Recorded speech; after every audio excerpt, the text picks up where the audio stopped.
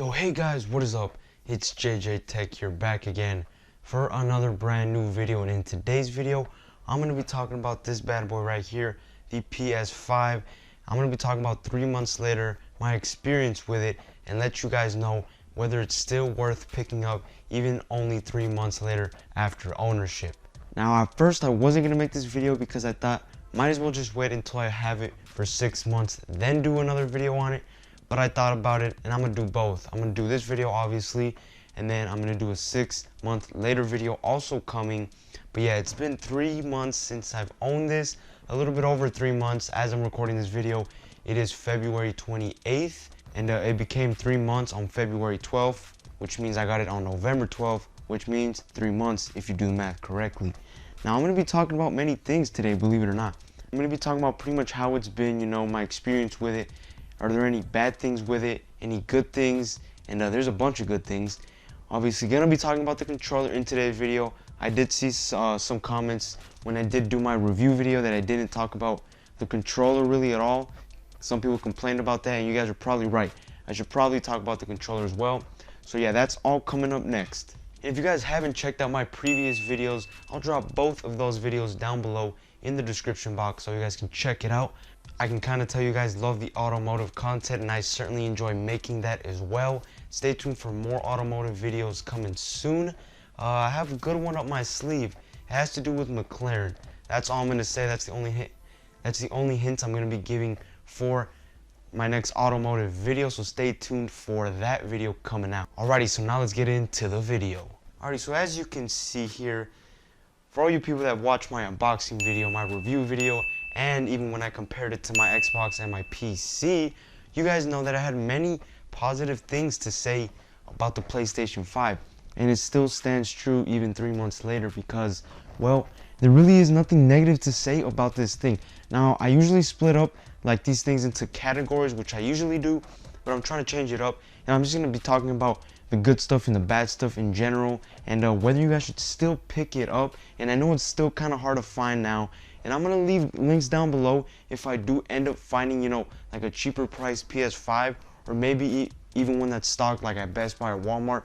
But it's not a for sure thing because, as you know, these things are pretty low on stock. So the first thing I'm gonna be talking about is the bad stuff. I'm gonna get the bad stuff out of the way, and I'm gonna say there's only one or two things, probably only one, and it's not even that big of a deal. So let's get started with the number one bad thing. Now, the first bad thing really doesn't even have to do anything with the performance or the gaming side of the PS5. In fact, that has to do with the overall design of how Sony designed this thing. Not sure if you guys can tell, but this part right here, this black part, is all glossy plastic. And you guys know how glossy plastic gets. After a while, it starts to get a bunch of scratches on it, and also smudges on it if you touch it a lot, which you're probably not going to be doing that to your console. But, a bunch of dust, all those stuff, And not sure if you guys can see on the camera. I'm gonna try to zoom in for you guys. Alrighty, so I'm not sure if you guys can see here. I'm zooming in. I'm trying to zoom in as far as possible.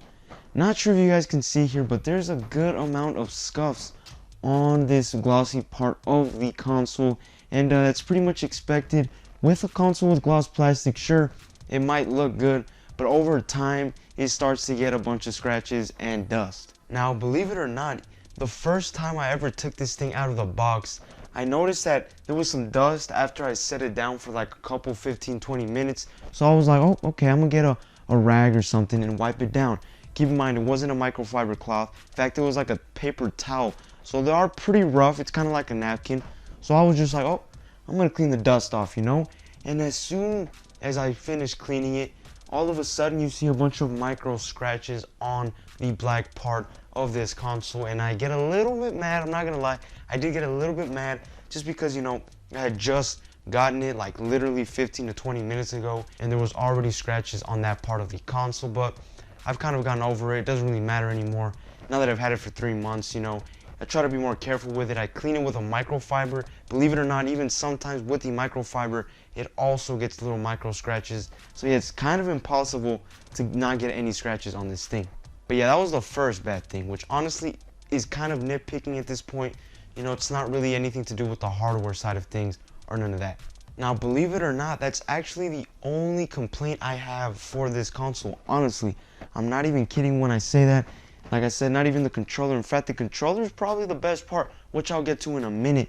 But for the console itself, in terms of the software, performance, or any of that, I don't really have any complaints. If I would have to have one more complaint, which I'm not even going to call it a complaint because it really isn't. It's more like kind of constructive criticism to Sony. And it's that, as you know, on the box, not sure if you guys know. If you guys know, you know that on the box it's advertised 60 up to 120 FPS. And sadly, there hasn't been any game, at least that I've played, that has supported 120 FPS. It's only been up to 60, which of course amazing graphics also. But as of right now, there really is no support for 120 FPS or any of that kind of stuff, which kind of sucks. I understand that right now, you know, with all the stuff going on, you know, there really isn't any games that can support that quite yet. As you know, there really isn't many exclusive games on this console right now. But yeah, it's my only other complaint, I guess you can say, is that it doesn't yet support 120 FPS. And especially if you have a high refresh rate monitor, you kind of want to play it higher than 60 FPS. But yeah, that's pretty much my only two complaints about this console. But now let's head on to the positive things about this console and also of this controller. So first off, I'm gonna start with the controller because, man, I have pretty much nothing negative to say about this controller. Honestly, I'm not even kidding when I say that. I mean, the design, first of all, just looks just next gen. I mean, even compared to like an Xbox controller, which I don't have it right now, I was about to bring it out, but you guys know how that looks. Like, compared to that, I mean, not that that looks bad at all. I mean, I've played that for 4 years at this point. I've gotten used to it. It's great. But this thing, once you get your hands on this thing, it just feels like you're in another planet, because this thing with the haptics, the vibration motors on this thing, it makes you feel like you're in the game as opposed to playing the game, you know? That kind of makes sense. And like I said, I mean, just look at it. Let's just take a moment to take a look at this futuristic design. I mean, everything about this is just great. The ergonomics, the comfort, when you put it in your hands, I pretty much have no complaints. Like I said, even after long periods of time, my hands do start to get sweaty. And like I said, and my hands don't start to slip off because, not sure if you guys can see, but it kind of has some grips here, kind of like the Xbox One controller, which they added one on the Xbox One S, kind of like that. And I'm glad that Sony finally added that, because as you know, for the PS4, it was just slippery, kind of semi-glossy plastic, which definitely wasn't good for longer periods of time, especially if your hands start to get sweaty. But yeah, man, I love this controller. This is definitely by far my favorite controller right now. I mean, honestly, there's really much nothing that can beat this controller as of right now. Maybe the Elite controller, but honestly, I don't even think that can beat the technology that this thing has, honestly. Like, I don't know, man, I just can't get enough of it. I mean, just take a look at it. Let's just take a look at it.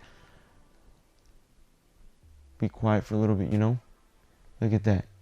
I mean, it's just perfect. I mean, I also love that this has a dedicated mute button, which is very, very cool, because as you know, this has mics built in, and sometimes you don't even notice that this thing has mics built in. For example, if you're in a game of Fortnite with a bunch of random people, let's say you're in creative, you don't even notice that your mic is on. The only time you actually notice is when people are like, hey dude, your mic is on, you know, and then you're like, oh, I gotta turn it off. So it's definitely a cool feature, but you definitely have to remember that this thing has a mic. So if you don't want people to hear your conversation in your house, definitely make sure to click this button to turn it off. But yeah, definitely the best controller on the market by far. Have no complaints about it. It's great. Now let's head on to some good things about the console. Now heading on to the PS5 itself, the brains of the operation, you know, the holy grail. And as you can see here, I mean, just look at it. Let's just admire it, kind of like we did with the controllers. Just take a look and look at this beauty that Sony has brought us into this world. I mean, just look at it. But yeah, bringing all that out of the way, let's head on to some good things about this console that I really enjoyed over the 3 months. Now, the first thing, like, immediately is that this thing is not loud at all. Like, compared to a PS4, and you're probably like, JJ Tech, you don't even own a PS4. How do you even know how a PS4 sounded? Well, I have a bunch of family members that have PS4s, and put this nicely, pretty much every time you turned a PS4 on, it didn't matter if it was the Pro, the Slim, or even the original PS4, that thing sounded like a turbine engine from an airplane when you turn it on. If you guys have a PS4, you guys know what I'm talking about, and it's not even an exaggeration, because that is true. Now, I was a little worried getting the PS5, thinking that what if Sony didn't fix this issue? Like, what if over time it starts to get all noisy and loud? I was a little worried, not gonna lie. But I took the risk, and I'm glad I did, because this thing is extremely quiet. Like I said, maybe it gets a little bit louder, which is normal after you play after 3 to 4 or 5 hours. It starts to get a little louder, but that's pretty much normal. For example, even with my Xbox One S back here, and even with my PC, it's the same story. But yeah, I'm glad that Sony finally addressed the problem. But yeah, that's one of the positive things, is that this thing is extremely quiet no matter what game you're on.